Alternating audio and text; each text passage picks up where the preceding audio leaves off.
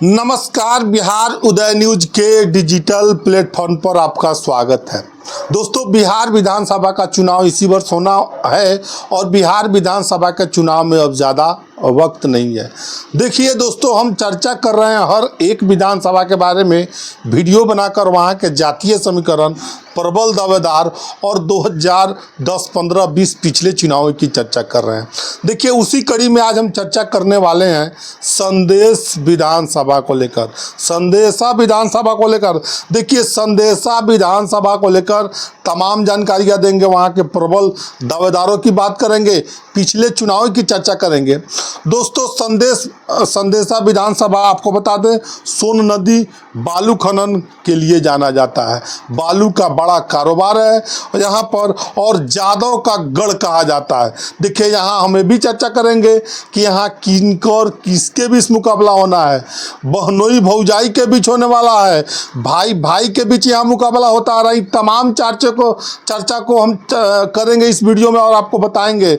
2010-15 की भी चर्चा करेंगे। दोस्तों, हम चर्चा शुरू करें उससे पहले आपसे एक करवद्र आग्रह है कि अगर आप चैनल पर नए हैं तो चैनल को सब्सक्राइब कर लीजिए। फेसबुक पेज देख रहे हैं तो फॉलो ज़रूर कर लीजिए। दोस्तों, जिस विधानसभा की हम चर्चा कर रहे हैं वो संदेशा विधानसभा है। देखिए, संदेशा विधानसभा जैसे कि मैंने बताया, बालू के लिए जाना जाता है, खनन के लिए चर्चा में रहा है। देखिए, यहाँ पर संदेशा विधानसभा में जो चर्चा छन के निकल कर आ रही है, देखिए जादव के गढ़ में भाई बीएस भाई की लड़ाई होने वाली है। देखिए, इसी कारण में ये सीट चर्चा में रहा है। बालू खनन यहाँ का मुख्य व्यवसाय रहा है। देखिए, 2 दशक से लगातार 20 सालों से जादव परिवार का इस सीट पर संदेशा विधानसभा पर कब्जा रहा है और लड़ाई दो जादवों के बीच हमेशा होती रही है। जबकि राजकीय प्रतिबद्धता भी यहाँ पर लड़ाई हमेशा दिखती रहती है।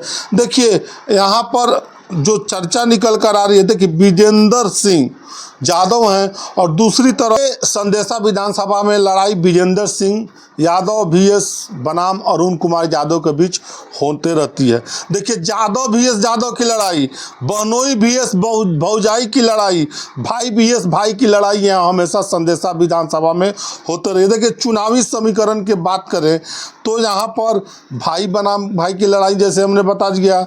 अब संदेशा विधानसभा किस चीज़ के लिए है वो भी हमने बता दिया। अब देखिए, हम बात करते हैं संदेशा विधानसभा को लेकर, हम जो चर्चा कर रहे हैं उसके अनुसार संदेश विधानसभा में माफ़ करिएगा, हम हर वर्ल्ड में संदेशा बोल रहे हैं। संदेश विधानसभा में जो कि 2010 के चुनाव में संजय सिंह टाइगर भारतीय जनता पार्टी से उम्मीदवार बने थे, 29,988 वोट मिला था। अरुण कुमार निर्दलीय चुनाव लड़े थे, 23,166 वोट मिले थे और विजेंद्र कुमार यादव जो मंत्री हैं 16,900, विजेंद्र कुमार यादव हैं जो कि 16,779 वोट उनको मिला था। इस प्रकार संजय टाइगर भारतीय जनता पार्टी के उम्मीदवार 6,822 वोटों से चुनाव 2010 के बिहार विधानसभा चुनाव में जीत गए थे। अब हम चर्चा कर रहे हैं 2015 के विधानसभा को लेकर। 2015 के बिहार विधानसभा चुनाव में भारतीय जनता पार्टी ने, राष्ट्रीय जनता दल ने किनको उम्मीदवार बनाया। देखिए, अरुण कुमार को राष्ट्रीय जनता दल राजद ने उम्मीदवार बनाया जिनको 74,306 वोट मिले और संजय सिंह टाइगर पर 2015 के बिहार विधानसभा चुनाव में महागठबंधन के साथ रहते हुए संजय सिंह टाइगर को उम्मीदवार भारतीय जनता पार्टी बीजेपी ने बनाया। उनको 48,879 वोट मिले।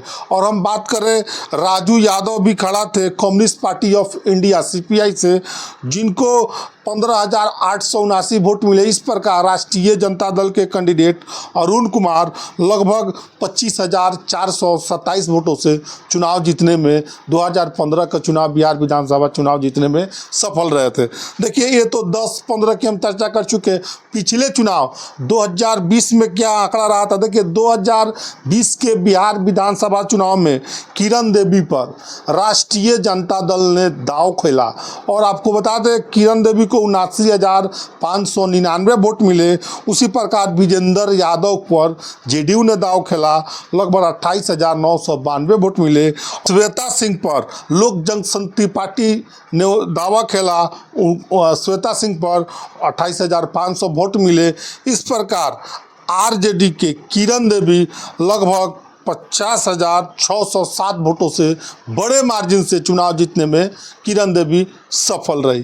तो दोस्तों, हम अभी चर्चा कर रहे थे संदेशा विधानसभा को लेकर। देखिए, संदेशा विधानसभा पर हमने सामाजिक समीकरण की अब हम बात करते हैं और आपको बताते हैं कि वहाँ का क्या जातीय समीकरण है। देखिए, अब हम चर्चा कर चुके हैं, अब चर्चा जातीय समीकरण के करते हैं। देखिए, सामाजिक समीकरण के अनुसार कुल वोटर की संदेश विधानसभा में, आपको बता दें, संदेश विधानसभा में कुल वोटर 3,28,283 वोट हैं।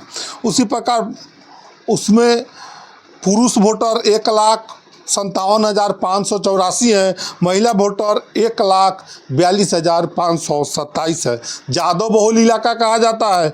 निर्णायक भूमिका में राजपूत भी है, अच्छी पिछड़ा भी है, मुसलमान की भी इस विधानसभा में बड़ी आबादी है। देखिए, 1947 से लेकर इस सीट पर कांग्रेस, जनसंघ, सोशलिस्ट पार्टी, जनता दल, वाम दल, आरजेडी से उम्मीदवार लगातार इस चुनाव पर जीतते रहे।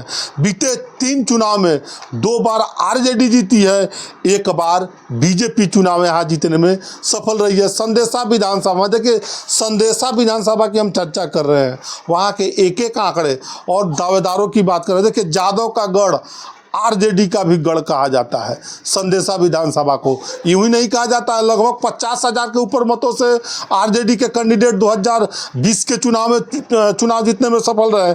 देखिए, एक बार जैसे कि मैंने बताया, यहाँ से संजय टाइगर चुनाव जीते हैं 2015 के चुनाव में, और यहाँ पर आरजेडी भी लगातार जीत दर्ज करती रही है। राजपूत वोट भी यहाँ पर निर्णायक भूमिका में है और यादव की बड़ी आबादी है, यादव बहुल क्षेत्र है। हालांकि जन सुराज का प्रभाव के बारे में बात करें तो देखिए, जन सुराज का प्रभाव इस सीट पर देखने को नहीं मिल सकता है, क्योंकि यहाँ पर यादव वर्सेस यादव, भाई वीएस भाई, भौजाई वीएस बहनोई, तमाम लड़ाइयाँ यहाँ संदेशा विधानसभा में लगातार होती रही है। देखिए, मुकाबला हमेशा यहाँ यादव भी उससे यादव का होता रहा है और तमाम आंकड़े जो निकल कर आ रहे हैं संदेशा विधानसभा के बारे में, तो वहाँ पर यादव का गढ़ रहा है, हमेशा से यादव या भूमियार जीतते रहे। तो हमने संदेशा विधानसभा के बारे में बताया, वहाँ का जातीय समीकरण बताया है, पिछले चुनावों की चर्चा की है, संदेशा विधानसभा आने वाले 2025 में क्या दावेदारी हो सकती है, इनके बारे में भी हमने बताया। बाकी आप क्या सोचते हैं इस वीडियो के बारे में, कमेंट सेक्शन खुला है, कमेंट करके ज़रूर बताइए। आप सभी का बहुत बहुत धन्यवाद।